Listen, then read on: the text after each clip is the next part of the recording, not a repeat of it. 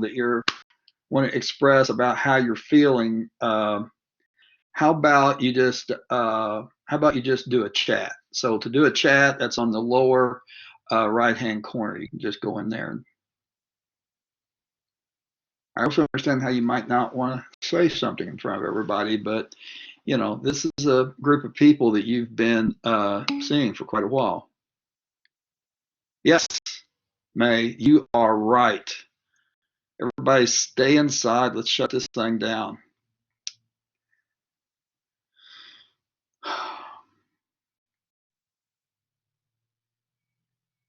Okay, then in that case, what I want to do first off is I'll tell you what, I'm going to send a chat because some people joined after I went around the room.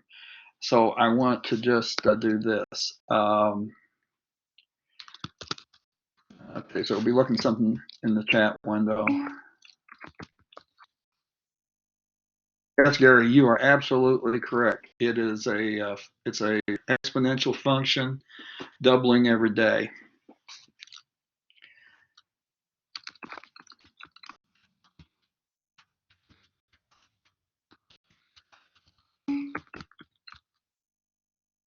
That's true too. It is a scary thing. Sorry about that phone.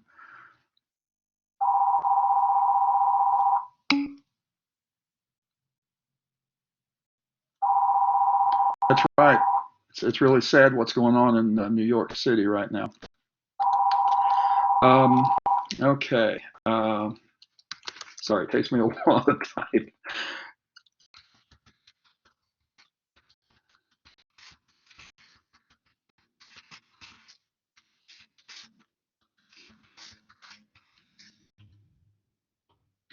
So this is just for anybody that joined after I went around the room. If you can't hear me, to raise your hand so I know that.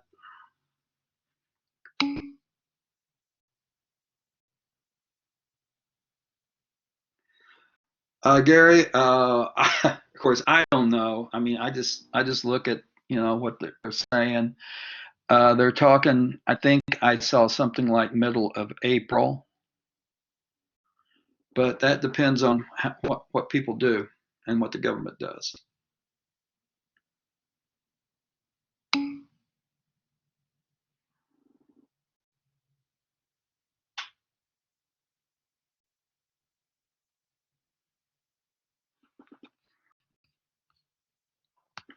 Okay, I'm not getting any hand raises, so I assume that everybody.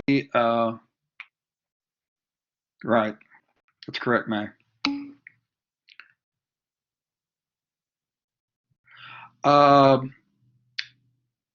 State of Illinois, something like, I don't remember the exact name of it. I'll tell you what, give me just a sec. I'll get that and put that out to you guys.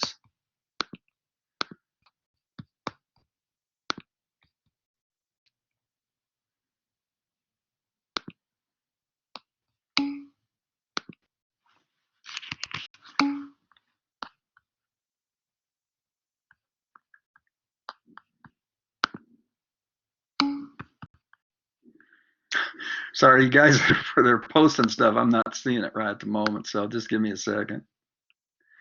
Okay. There you go. Paul's got something that I wasn't aware of. Looks like, yeah, there you go. Paul's got some stuff. Here's another link. This is official state of Illinois. There's a map in there that has the counties. It shows how many cases are in each county. And as far as graphing it goes, I don't know exactly, maybe what Paul was talking about. There you go.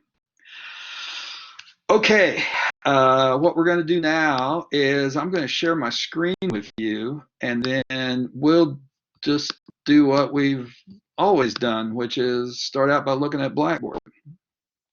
So I'll give it a chance to get going. There we are.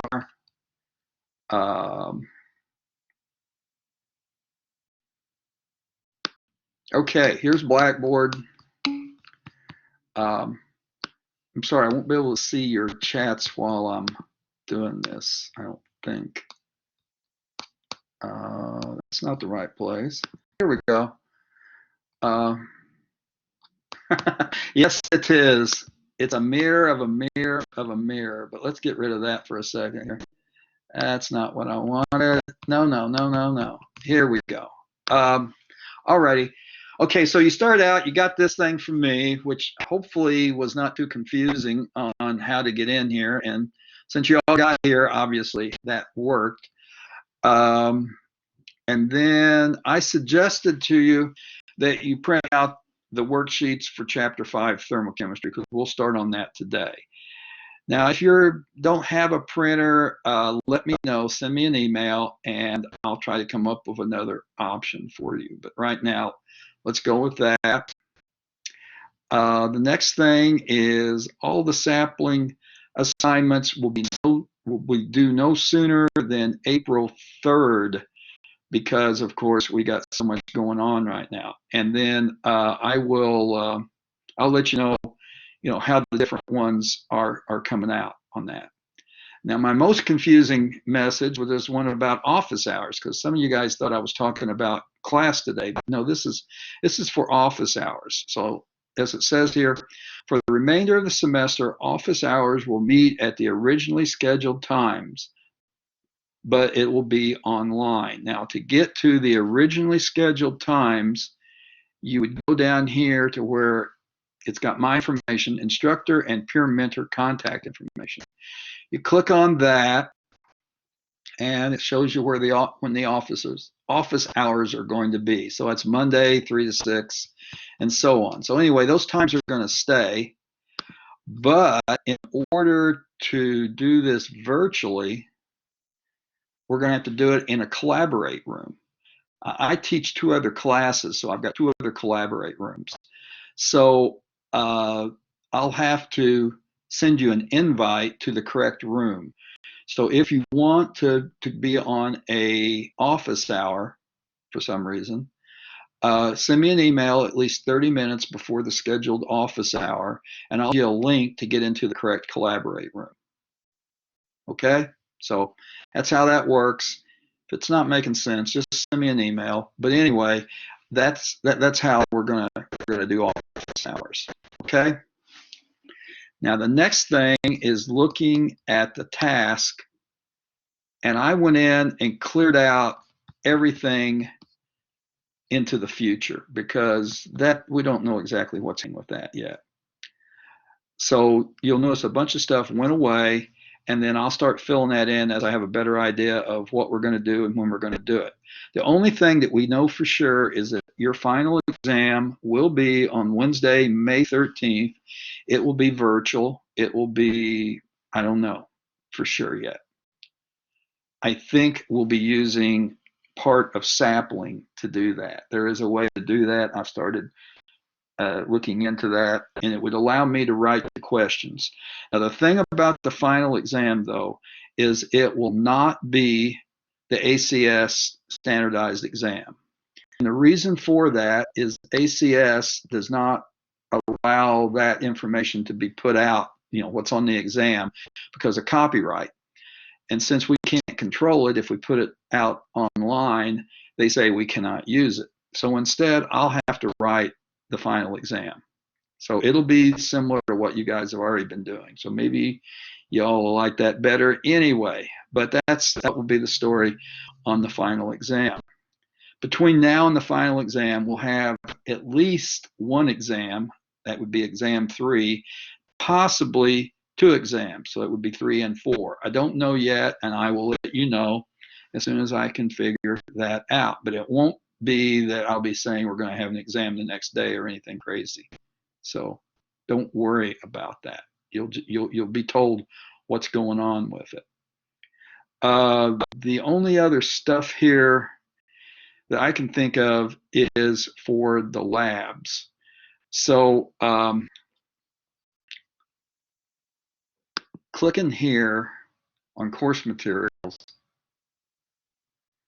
and going down to lab reports.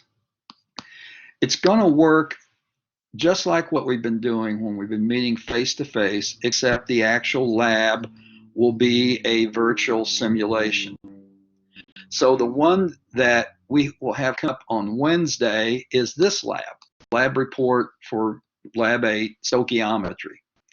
So there's instructions in this PDF of how to do it. And then there's a link in the PDF, but then there's also a link here, and either of these will take you to the simulation. Now, I don't want to spend more time on this now. We'll go over this again on Wednesday. But the way we're going to do labs from here on out is going to be virtual labs, and the exams will be online, and I believe they'll be using Sapling. Now, you would have received an email from a place called Top Hat, and we were originally thinking of using Top Hat for exams. After I started checking into it further, I'm not real happy with it. Go ahead and get a subscription anyway. It's not going to cost you anything. And in case we do, change gears and switch to using Top Hat. But right now, anticipate we'll be using Sapling. You guys are real familiar with that, so it should be the least stressful way to handle that. So anyway, I'm going to unshare for a moment and get questions if there are any. So the way let's do the questions way. If you have a microphone, then raise your hand and I'll say, go ahead and shoot your question. If you don't have a microphone, then use chat. To use chat, it's at the bottom of the screen, right-hand side. You'll see the chat bubble. You just click on that and you can do a chat. So, does anybody have a question?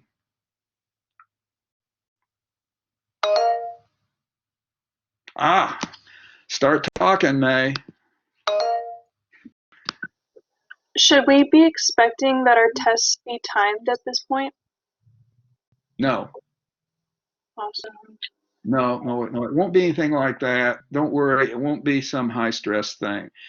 It will just be that once I have it in, this is the way I think it will happen, but I'll give you more details later.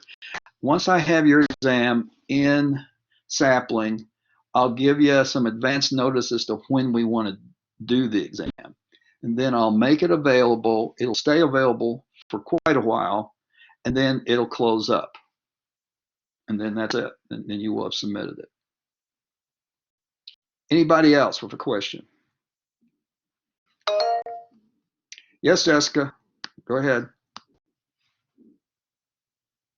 You can talk.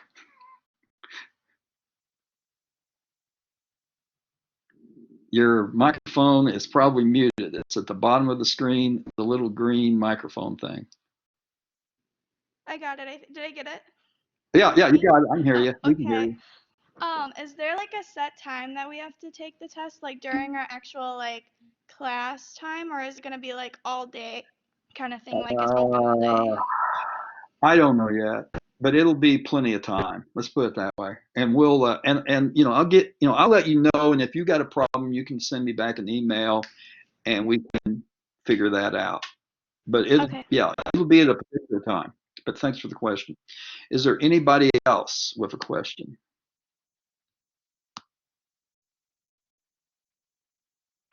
Oh, I see. How about the lab we had just before break? I think what you mean by that, Gary, is that it maybe was submitted. So I haven't really looked at that yet. I'll take a look and I'll make sure that everybody has an opportunity to submit their lab report. Anybody else?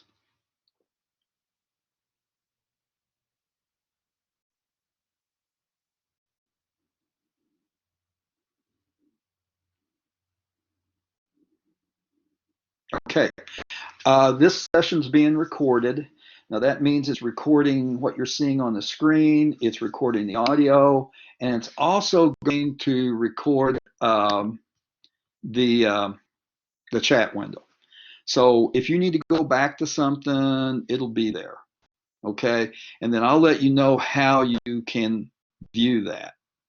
So you'll get an email about how to do that. Now, understandable people forgetting something.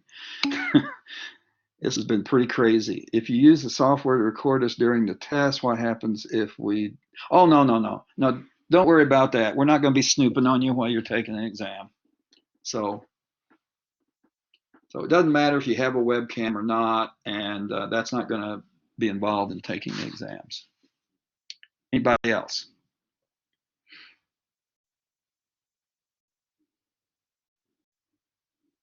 Okay.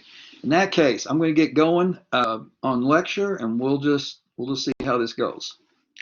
If you need to stop me, raise your hand or something like that. Okay. So we're going to go to the PowerPoint for Chapter 5, Thermochemistry.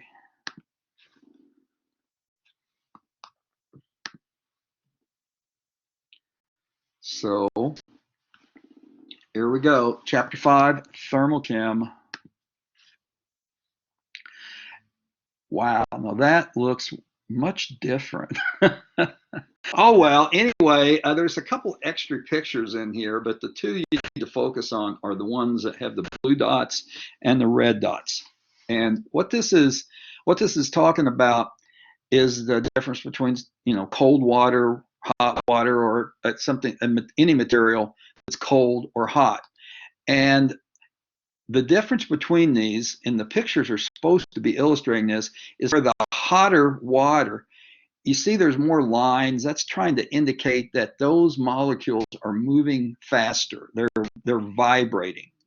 In fact, if you've ever wondered about how a microwave oven cooks the food, the microwave energy causes the water molecules in the food to vibrate faster.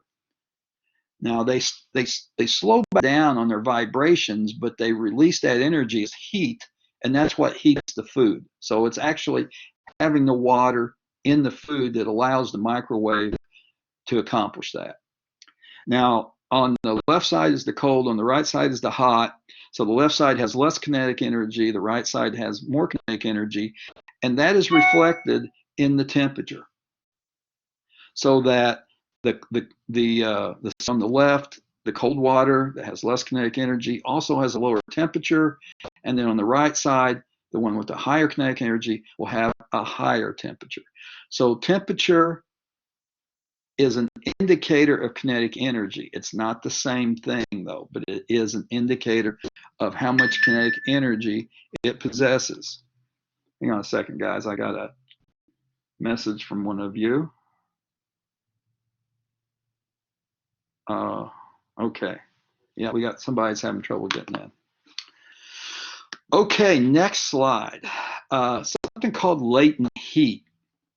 Now, in this case, the energy is not really changing the temperature. So it's not changing how much the molecules are vibrating, but it's going to change the state of the material, changing it from a solid to a liquid to a gas. And when heat is added, in the red there, you can move from a solid to a liquid or from a liquid to a gas. And if you remove the heat, you'll go in the opposite direction. So you could go from a gas to condense to a liquid to then freeze into a solid. There's no change in temperature with latent heat.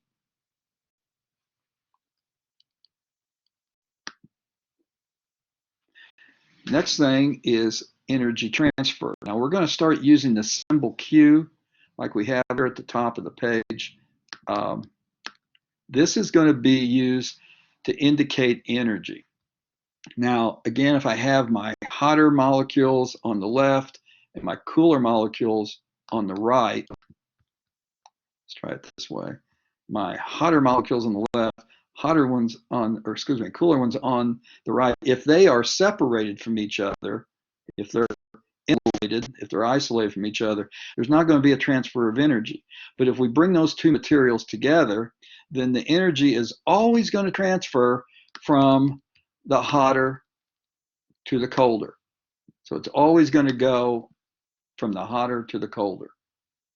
And that's going to continue until both of the materials arrive at the same temperature and have the same energy. And at that point, we say that we have achieved thermal equilibrium.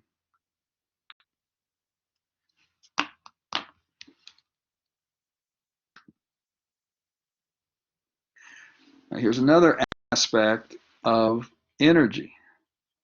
In this case, we're not changing temperature, we're not changing state. What we're doing is having a chemical reaction where the energy could come out of the reaction. That's called exothermic. The energy is coming from the reactants and going on the product side of that reaction. So a way to remember this as exo is think about exit. The energy is exiting from the reaction.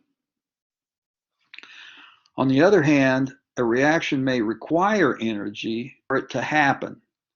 So you can see now the energy, the heat is on the left side, on the reactant side of our reaction. This reaction will not occur if you don't add that heat. So the name endo, you can think about into.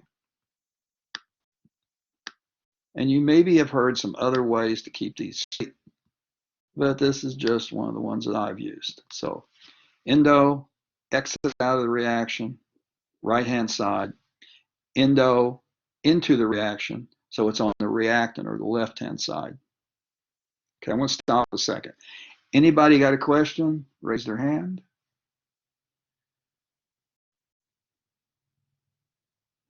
All right. Looking good. Okay, now we're going to get to something called heat capacity.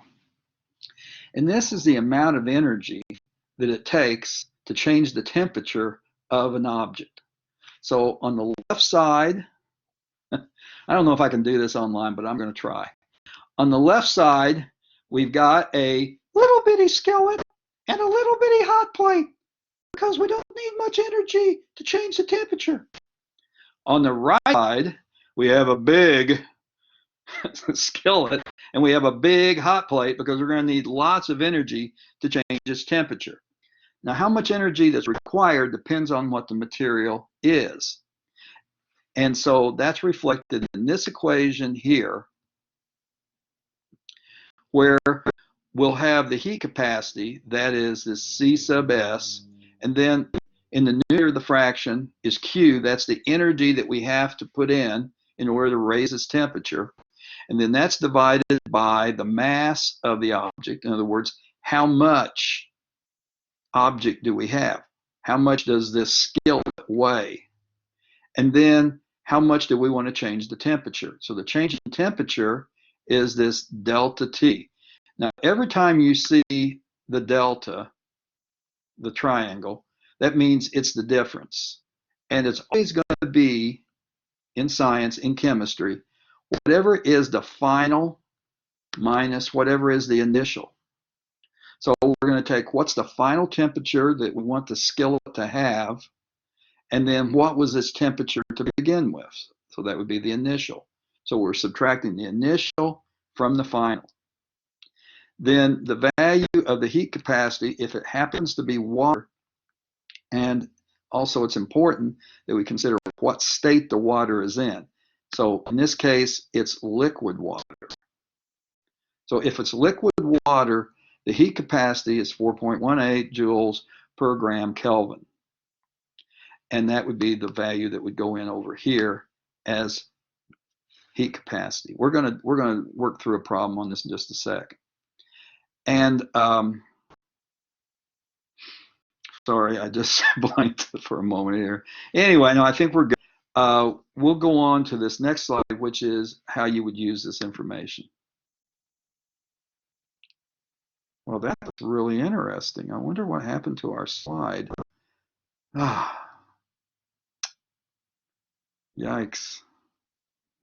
Okay, I don't know what happened to that poor slide, but it really looks bad and I can't fix it right at the moment. But anyway, what this is doing with the heat capacity formula is that we're trying to consider if we have the same amount of energy, so that's this part of the statement down here, and we have the same mass, and we've got two different substances.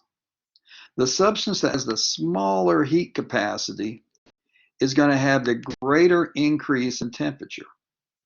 In fact, we'd even extend that to whatever has the smaller heat capacity is going to have the greater change in temperature, whether we are adding heat or removing heat. Now, this is fortunate in the sense that there's a lot of water on the Earth. And when we go back to the previous slide, we see that the heat capacity is a pretty large number, 4.18. So because there's a large value for the heat capacity, and because there's quite a bit of water on the Earth, the temperature does not change as drastically as it would on, say, Mars or the Moon or some other planet where there is no appreciable amount of water. Because in that case, whatever energy comes in all goes to changing the temperature of something that has a lower value of heat capacity. So the reason why we can have life here, the reason why they think some planets, some exoplanets, are more likely to have life is because they have water, and therefore their temperature extremes are not as great. Because living organisms don't do so well when you change the temperature a lot. So now we're going to get into measurement of heat exchange. And the way that we measure heat exchange is with something called calorimetry. Now, in this case, we're looking at an exothermic process. So again, the energy is going to exit the process. In the middle of the calorimeter here, that's what we're trying to measure. I just drew a circle around. So that's called the system. The rest of what we have here, that's called the surroundings. So in an exothermic case, the energy, we already got some arrows, but I'm going to draw some extra ones here. The energy is exiting the system and into the surroundings. Now we're controlling what the surroundings are with a calorimetric experiment by doing all of this inside of a insulated box. So around the sides here, going around that, that's insulated, and that prevents that heat from going beyond what we're calling the surroundings. So after our chemical process has occurred, the heat left the system, went into the surroundings, and the temperature of the surroundings increased. Now we can see that temperature increase in the form of the temperature that we're measuring with a thermometer, or you could even put your hand in there and it would feel warm to you. So with an exothermic process, you can sense the release of heat. You recall back when we were doing all those different reactions in the welds, and we had some that got hot. You could feel it. Those were exothermic processes. On the other hand, we can do the same thing for endothermic. So now, instead of the heat coming from the system and going to the surroundings, it's going the other direction. It's leaving the surroundings, which is around our system. Our system is in the middle. The energy is coming in. So as energy is leaving the surroundings, the temperature of the surroundings decreases. We can measure that temperature with a thermometer. Or you could have your hand in there and you would feel cold because the surroundings temperature decreased. Does anybody have a question? Please raise your hand.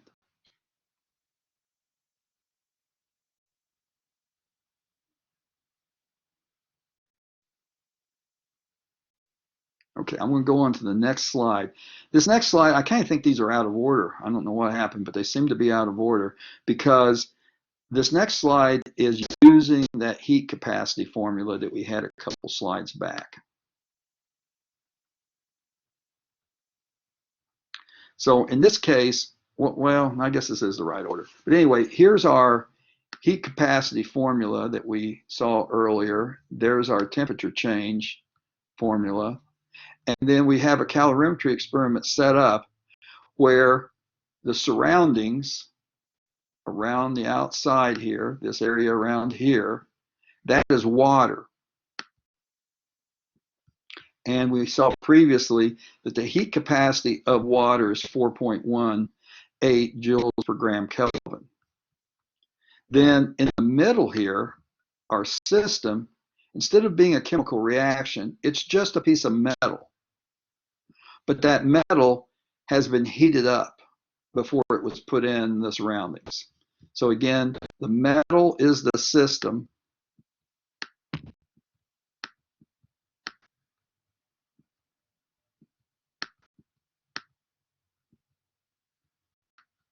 My handwriting is tremendous. And the metal, excuse me, okay, one more time. The metal is the system and the water around it is the surroundings. So the metal has a different heat capacity than the water. Its heat capacity is 0.9. Water, the mass of it is 100 grams. The mass of the metal is 10 grams. The initial temperature of the water is 297.8 Kelvin. The initial temperature of the metal, we've heated it up to a higher temperature, it's 308 Kelvin.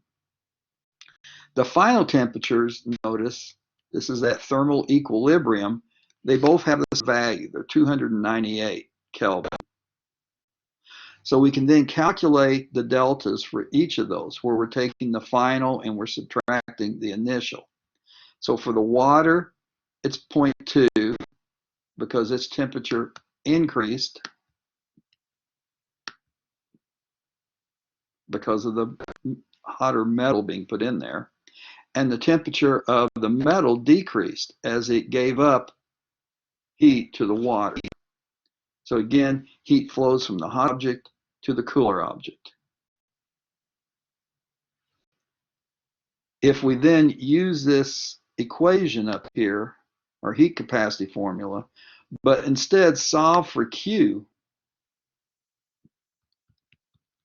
we can get what energy is being released by the metal, that's right here, and what is being gained by the water. They both should have the same value, but for where the heat is lost, the sign is going to be negative. But where the energy is gained, the sign would be positive. Okay, I'm going to stop for a second. Anybody got a question?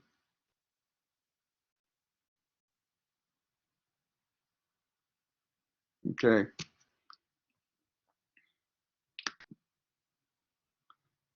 So now we're going to look again at some examples, exothermic and endothermic. In this case, this is something that we used to see being sold, but I've not seen these in quite some time. And it is a packet, and you can see inside it. And you can see inside it is a solution. And there's a metal piece where I just drew. And this solution is sodium acetate, and the concentration of the solution is extremely high. It actually exceeds what the concentration should be for the solubility of sodium acetate. So it would like to crystallize. If we bend this metal tab, that causes the crystallization to occur, and so it goes from being pretty much colorless to being a white solid. And when it crystallizes, that's an exothermic process, and you could feel in the packet that it's hotter. So, if you're outside and it's cold and you need a quick source of heat, these were good for that. But I haven't seen them in some time. You can take this and reuse it by putting the packet in boiling water, and it will return back to its original state of being this colorless liquid. and then you allow it to cool, and then you can use it another time. In fact, you can keep using it until the metal tab breaks. Now we're going to look at a endothermic process, and this is not really, this is a change of state just like the previous one was. It's not a chemical reaction actually, but I have a bag of water that's surrounded by pellets of ammonium nitrate. So there's pellets of ammonium nitrate out here. If you slap the pack, it breaks the water balloon inside, and the water mixes with the ammonium nitrate, and it dissolves the ammonium nitrate. And that producing a solution from a solid is an endothermic process. It requires heat to occur, so that now the packet feels cold, and you can use that if you have an athletic energy or injury. I'm sorry, you guys have probably seen these before. I'll tell you what, I'm going to go right back there. Anybody got a question on how you would label exothermic or endothermic? Raise your hand, please. Okay.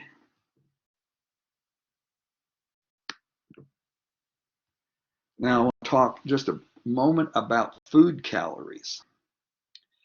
A calorie, a scientific calorie, which is the unit of energy used in the English system, just like using inches instead of meters, is 1 calorie. The equivalent metric value is 4.18 joules. Notice that's the same as the heat capacity of water. However, on food packaging, and I don't know, it depends on how cynical you are. If you're cynical, you would say, okay, they invented something called a food calorie that's 1,000th value of a scientific calorie. So that when you go to McDonald's and you buy a Big Mac and you already know it's going to be, like 800 food calories, it's actually 800,000 science calories. So possibly somebody just came up with this to avoid that the impact of seeing that of how many calories it is. Sorry, I'm still getting a text from somebody in your class that cannot get in. Okay, somebody's lost their Wi-Fi.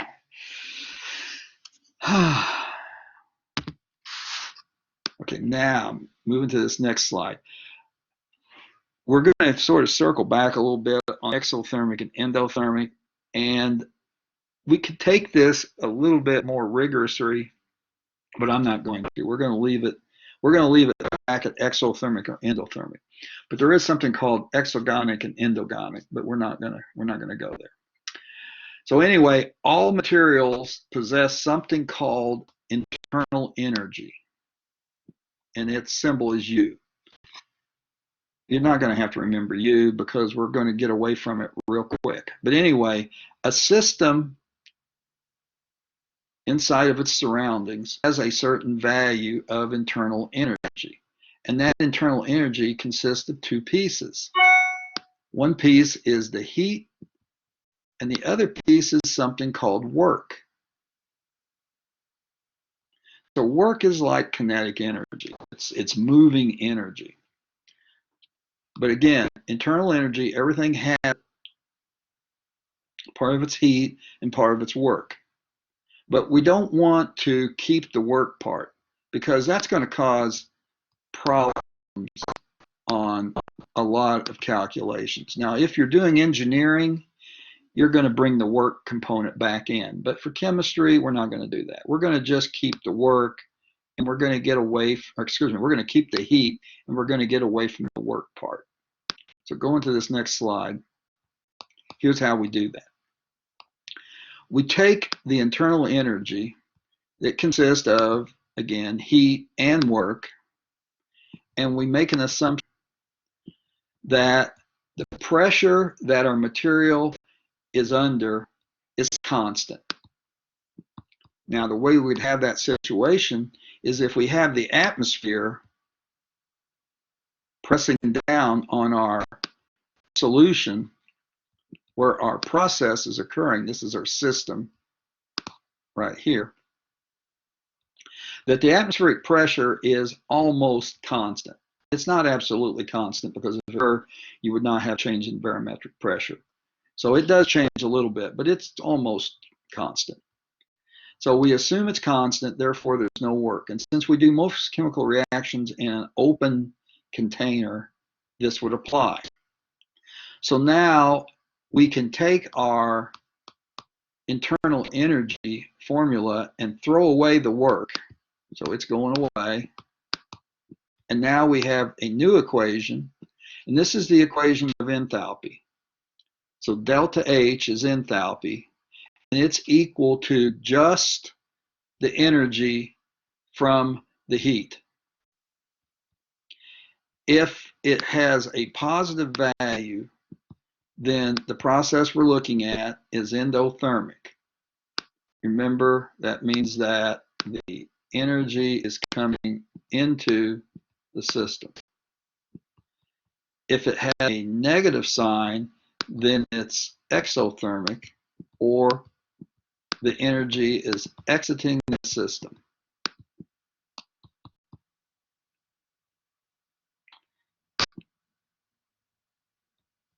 So now, taking enthalpy a little bit further, it is what's called an extrinsic property. Extrinsic means that it depends on how much matter you have. Depends on the amount of the matter. Okay? So here we have an equation. This is a combustion. I think I'm going to go to the type here so it'd be easier to see. So it's a combustion. It's really small. But anyhow. So this is a combustion reaction. We're taking a fuel. Oops. Try it again. We're taking a fuel, combining it with oxygen, making carbon dioxide and water. So this is a combustion reaction. This is exothermic. So you could actually take this reaction and add to the right-hand side that we have heat.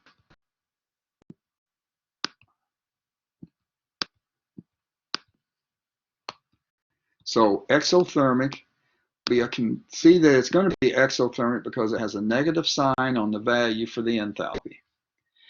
Now, it depends on how much material we have. It depends on what the mass of it is. So for example, if we took, let's see, say 32 grams of methane, and we know, well, how much energy are we going to get? Well, we've got a value here where you're going to be getting, excuse me, this one over here, you're going to be getting negative 890 kilojoules of energy per mole. But we're starting with grams, so we're going to have to use our molar mass over here in order to convert to moles to be able to do that. So it's 16 grams per mole. So it's going to look like this, 1 mole. By the way, guys, I sprung for a nice tablet that I can attach to my laptop computer, so this is going to look better on the next lecture.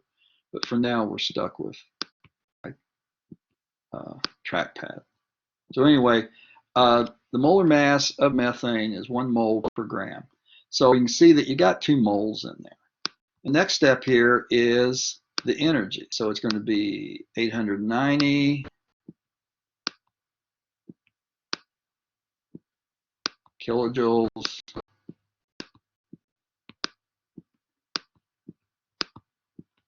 for every 1 mole. So that now if we simplify that equation, you're basically going to take 890, multiply it by 2. So now we're going to have 1,780 kilojoules, and it's going to have a negative sign because it's exothermic. It's on the right-hand side here of our chemical equation. So it's going to release 1,780 kilojoules. So if you were to see something like this in the future, and you were given the enthalpy up here, and you were given, the formula of whatever it is you're combusting, would you be able to calculate how much energy is released? Now, if I just said something that confused you, please raise your hand.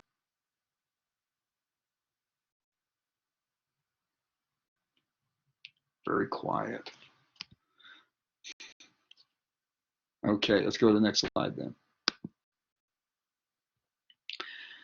So what happens now if instead of a combustion reaction, like we had on the previous slide, let's look back just a second.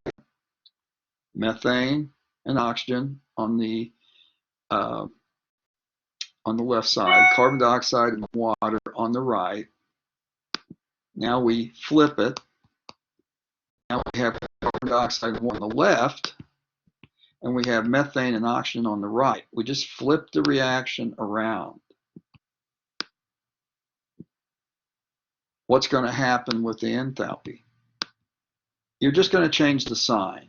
It's going to go from negative to positive. So if you flip the direction of a reaction, it's going to change the sign of the enthalpy. If it's negative, it'll become positive. If it's positive, it'll become negative. Stop me if you got a question. Raise your hand. Okay, then let's keep going. The other part of this is, we said a couple slides back, that enthalpy is an extrinsic property. It depends on how much material do you have. So if we took our earlier equation and just multiplied it by 2, so going back a second, what would happen if I took this equation and multiplied it by 2? We're going to see that you're going to take the energy and you're going to multiply it by 2. So that's what we're seeing here. We now have a 2 as a coefficient, a 4, a 2, and a 4 as coefficients. So we take the energy and we multiply it by 2, and now we have a negative 1,780 kilojoules. You may be wondering, why are we doing all this crazy stuff? Well, we're going to get to that in just a second. So you'll then see at that point why we're doing this. But one more thing. You want to be careful. You are looking at the states of everything involved in that process. Because if any of these are different, then the enthalpy is going to be different.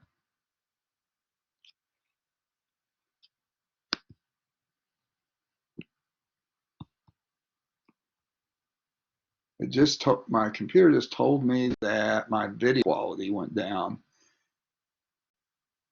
Can anyone not see the screen? Raise your hand.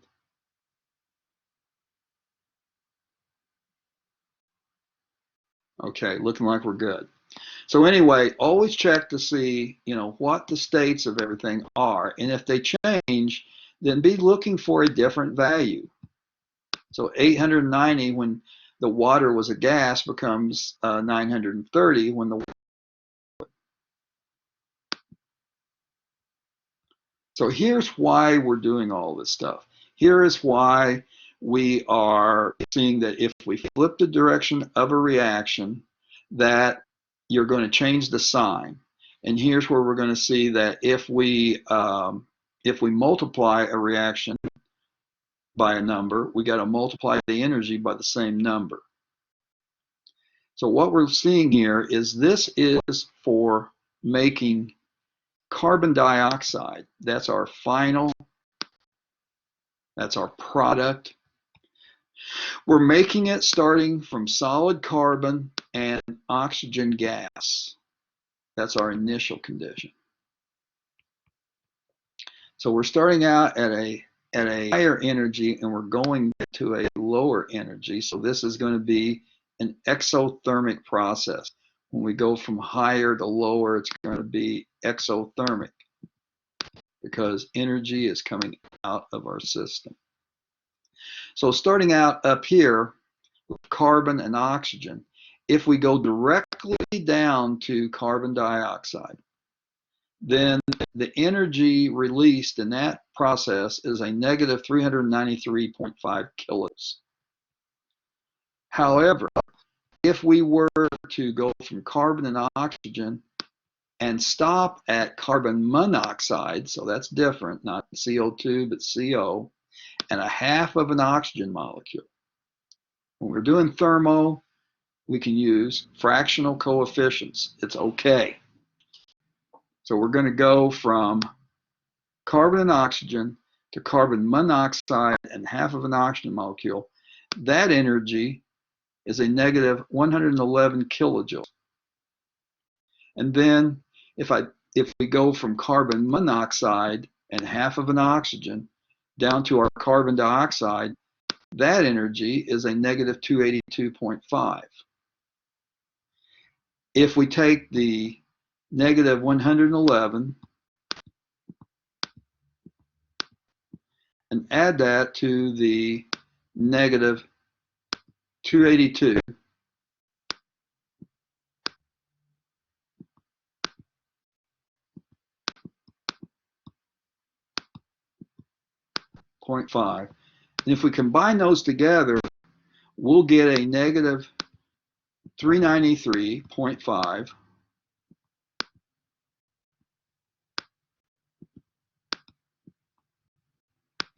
which is the same amount of energy as we had gone directly from carbon and oxygen to carbon dioxide. So what this means then for us is that if we know any one, or excuse me, if we know any two of these numbers,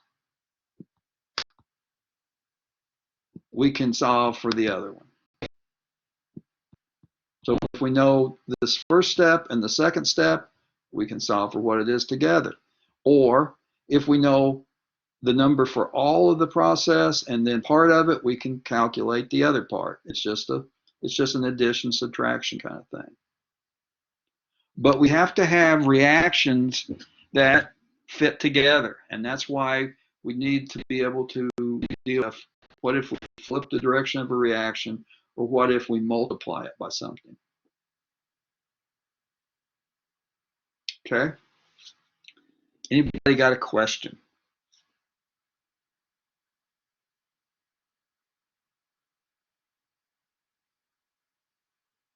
Okay, I'm going to think our next slide is moving in another direction, but let me, oh yeah, it is. I can see it already. So what we're going to do at this point is we're going to go to a worksheet, and but I just realized there's one more thing that I need to discuss with you guys, and that is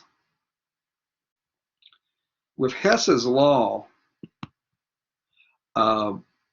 Hess's law depends on that these energy changes are what's called a state function.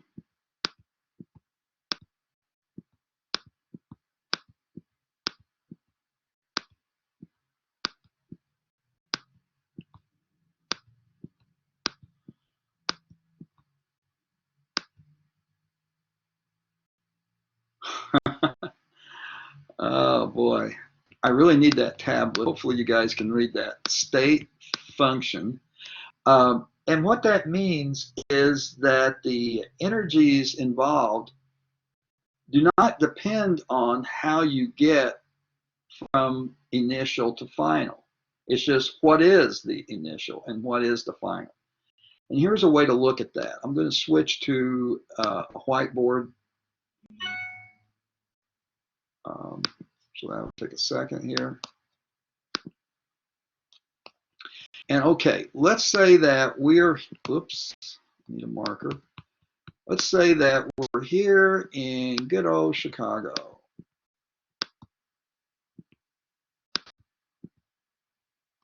And let's say that the altitude of the land here, say it's 500 feet. Now I'm making this, that may not be for real. And then we're going to be comparing this out here to, say, Pikes Peak in Colorado.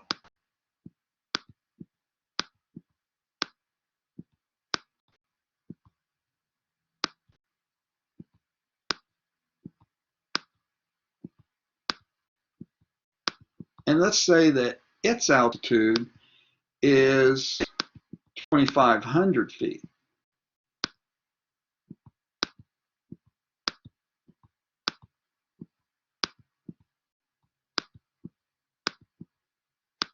And then we all pile into a van.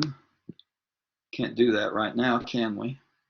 But we get in a van in Chicago and we start driving directly west until we get to Pikes Peak. And then we jump out and we measure the altitude. And we compare it to what the altitude was in Chicago. And we say, hey, the delta is 2,000.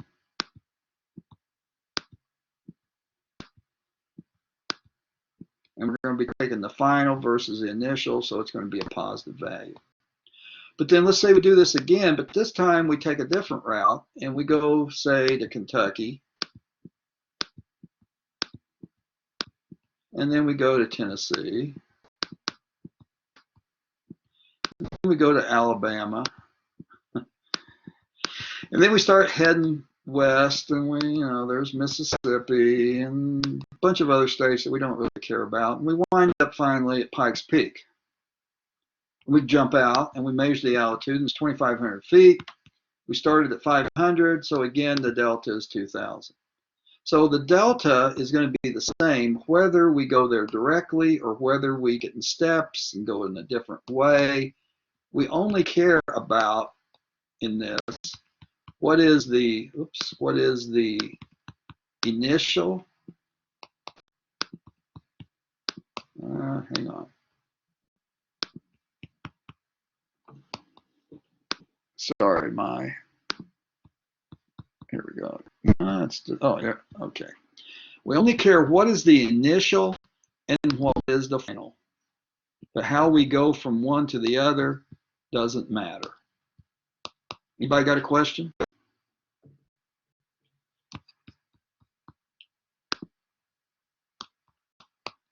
Okay, so we're going to go to a worksheet. Hopefully you guys printed out the worksheets. If not, you can probably still be okay. I'll keep it up on the screen to where you'll be able to see it.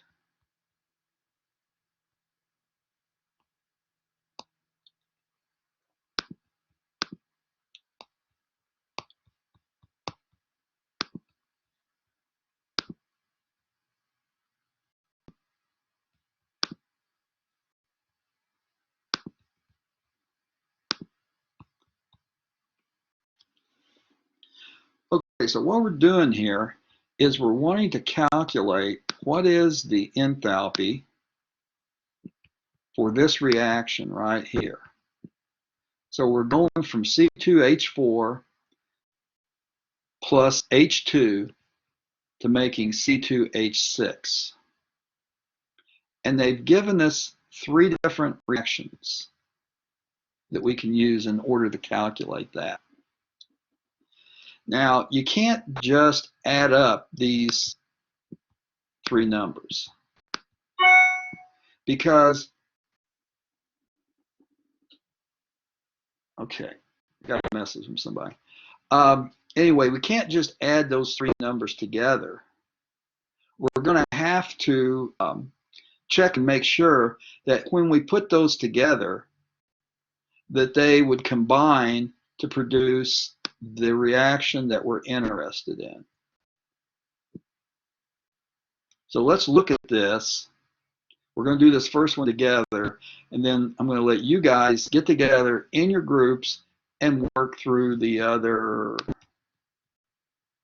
4. So here's how to approach it.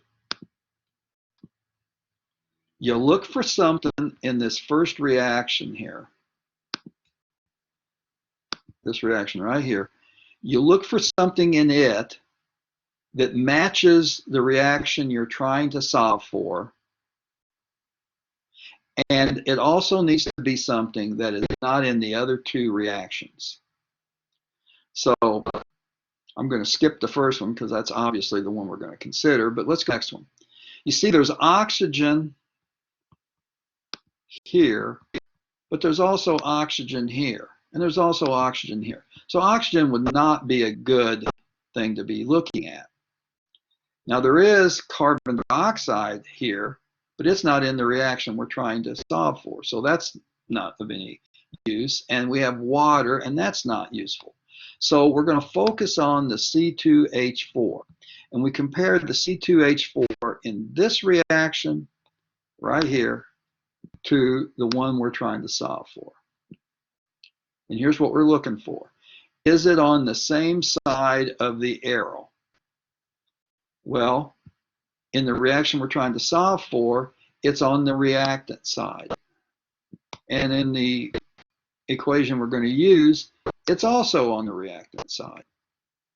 Next thing is, do we have the same number of the C2H4? Up here, we have 1. There's only 1. And down here, there's only 1.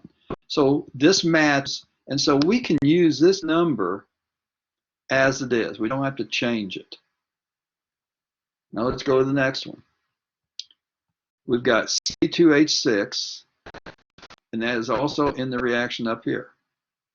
Now, I've already talked about how this other stuff doesn't matter. So let's use the C2H6 and compare it to the C2H6 in the equation we're trying to solve for.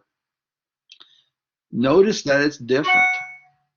Instead of being on the reactant side here, it's on the product side in the one we're trying to solve for.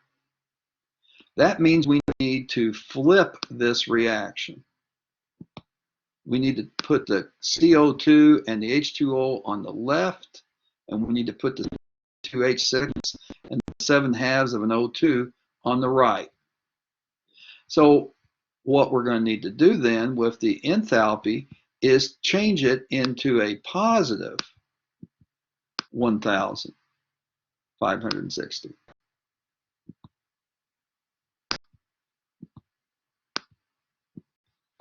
Now we get to our last equation here, and it's got H2, half of an oxygen, and a water.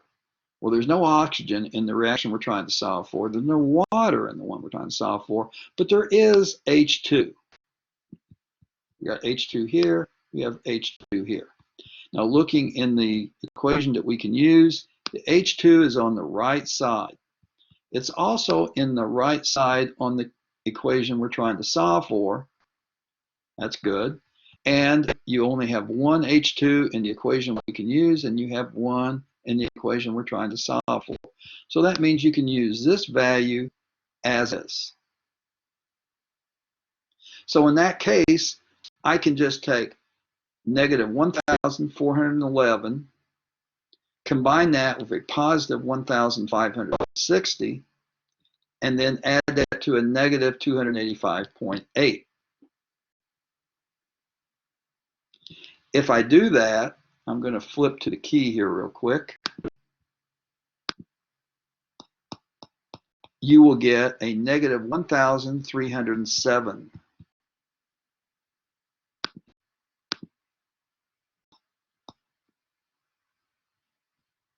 So all my markings went away, but anyhow, does anybody have a question on how to do that?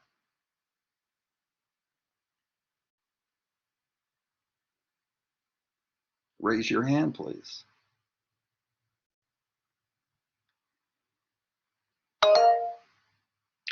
Yes, May, what do you have on your mind? It's more so just like, can we do it? Oh, can we do another one? I'm just a little cloudy on it.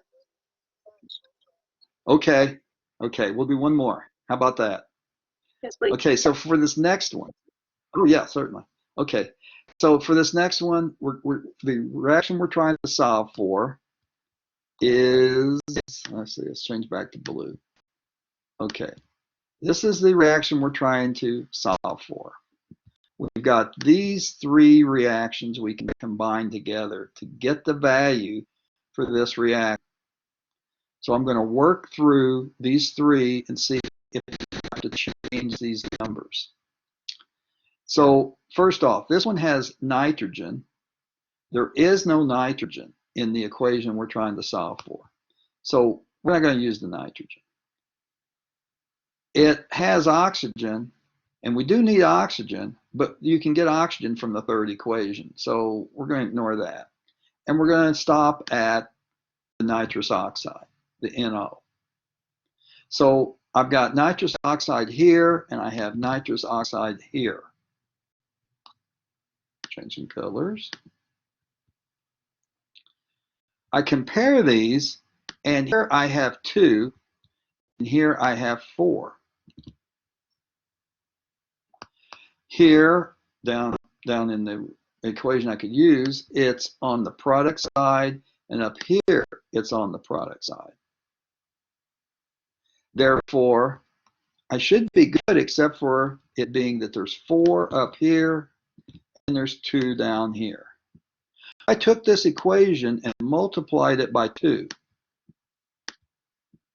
I could then take the number I have over here and multiply it by 2, and I could use it.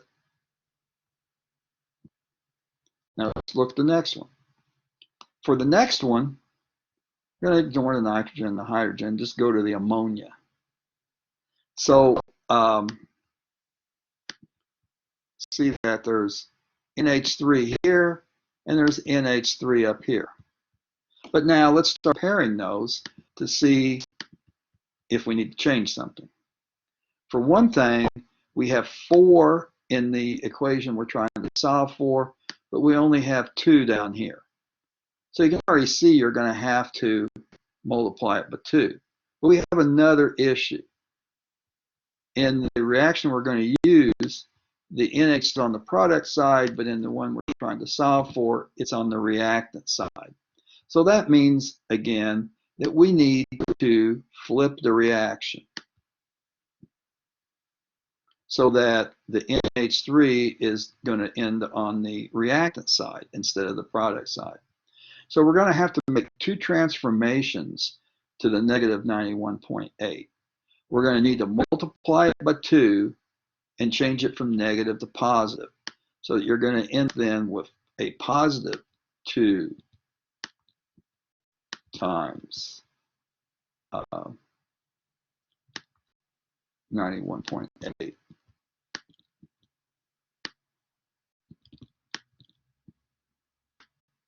Oh, sorry. So we're going to use that value when we're combining these together. Then we look at our last equation. We got hydrogen, we got oxygen, we got water. So let's use the water, because you've got hydrogen in the equation above it, you've got oxygen in this other equation above that one. So we're going to ignore the hydrogen and oxygen. We're just going to focus on the water. So we've got water in the equation we can use, and we've got water in the one we're trying to solve for. But now we need to compare them. We have 2 waters on this equation, but we need 6. So we're going to have to multiply it by 3. The other thing, though, is to consider which side of the equation is it on.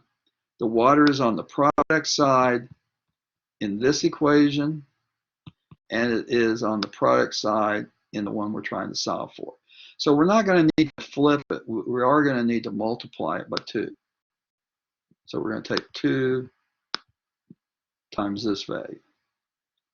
And then we could use it. So again, we're taking 2 times negative 180.5. We're going to add that to 2 times a positive 91.8. And then we're going to add that to 2 times a negative 483.6. We'll put those together. And then I'm going to put the up here for a second so we can see what happened to the key. Oh, there it is.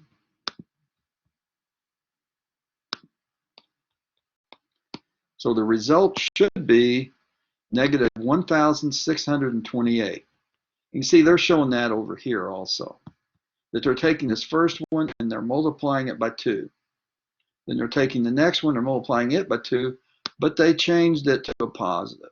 And then the last one, they're multiplying by 3, but they're leaving it as it is because it's on the correct side. I see somebody's chatting here. I'm going to know what they're saying. Just a sec.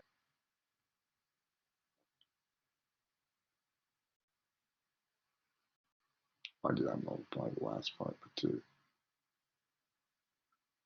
I just read your chat, but I don't get it exactly.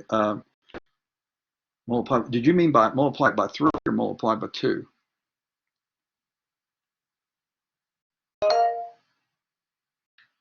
Why don't you just tell us then? I see you raised your hand in the. Go ahead and speak. Unmute your microphone now.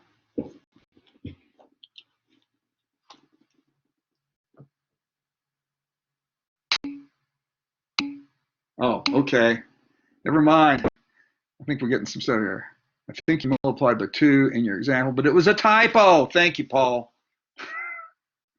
Yes, I probably did give you a typo. Sorry. I think, yeah. Okay, other people have got it.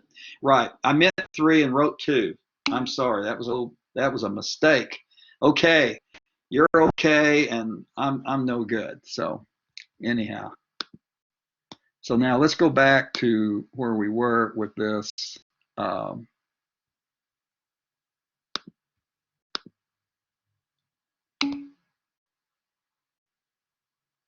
No, this is just practice, Carla. It's just like when we do worksheets in class. You know, you guys are going to do them as a group, and then, oops, didn't mean to do that. You're going to do them as a group, but you're not going to turn anything in, okay? It's just for practice, all right? So the next one we'll do is actually, we're not going to do 3 right now. We're going to come back and hit 3 later. So let's go to number 4 here.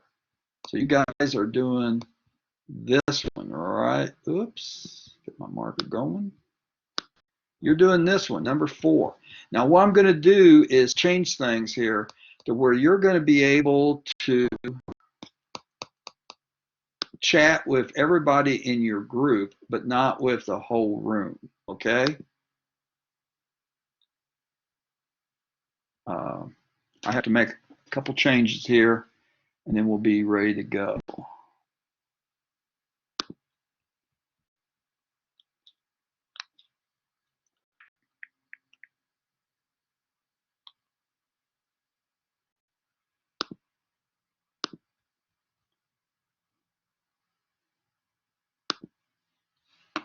Okay, when I click this, it should put you in your groups.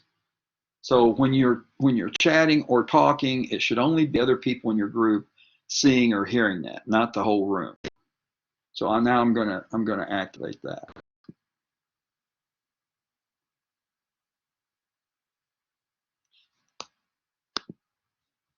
Okay, so it should be happening now. You guys, I believe, are still going to be hearing me, but if you talk or chat, it'll only be the people within your group. So work on this number 4. I'll give you some time, and then we'll jump back in and see how it was going. Okay? If you have a question during this time, please raise your hand, and I can respond to you.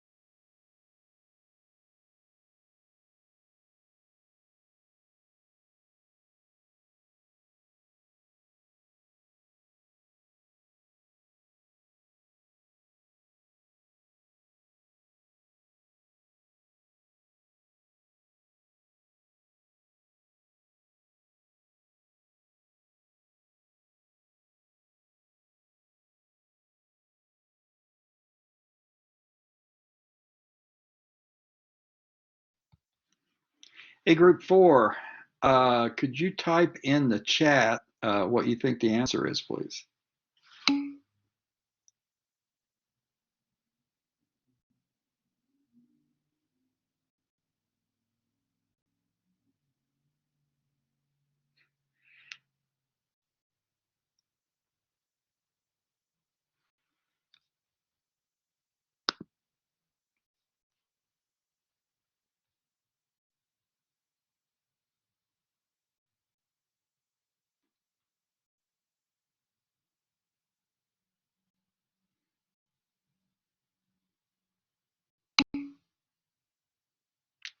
Thank you, and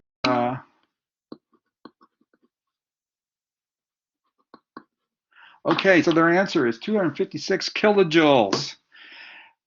Uh, anyone that disagrees, raise your hand.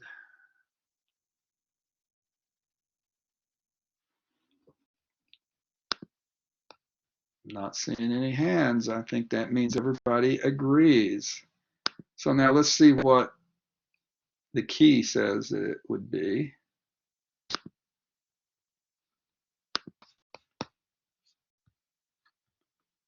Okay. Yeah, 256. Nice job, folks. Okay, it's 1:30.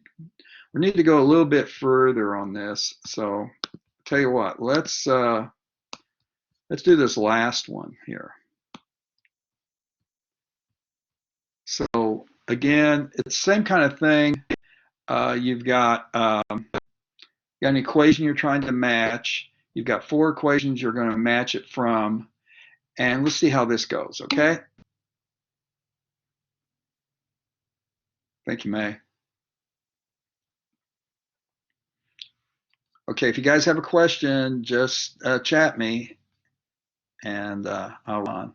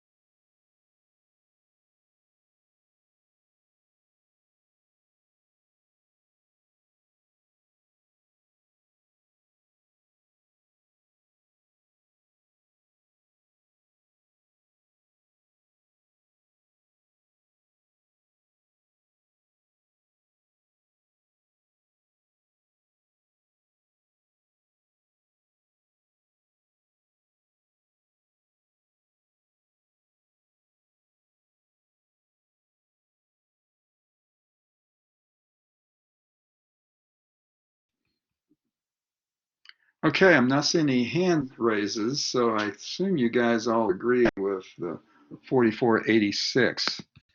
So we're going to take a look at that and see in just a moment here. It's taking a second to get to the share.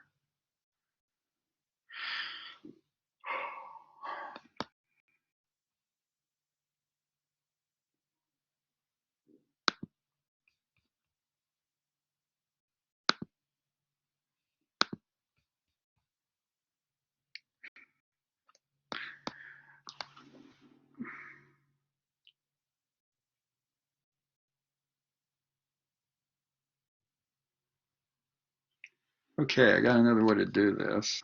So, dang.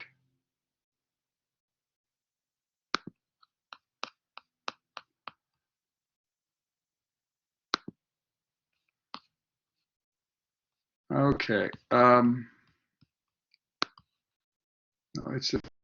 it's not cooperating. Let's try something a little different. I think we're about to explode Blackboard. Okay, here we go. So,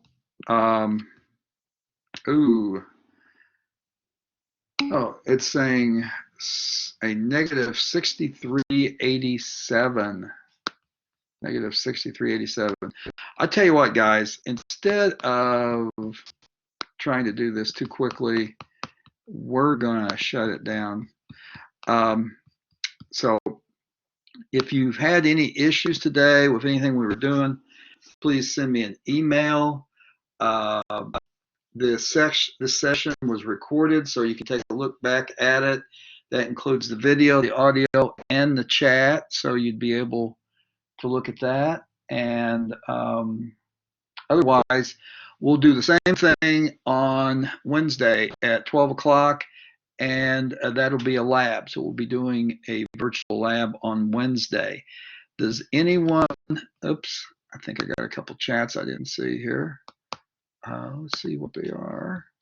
Okay. Anyway, anybody got a question before we go?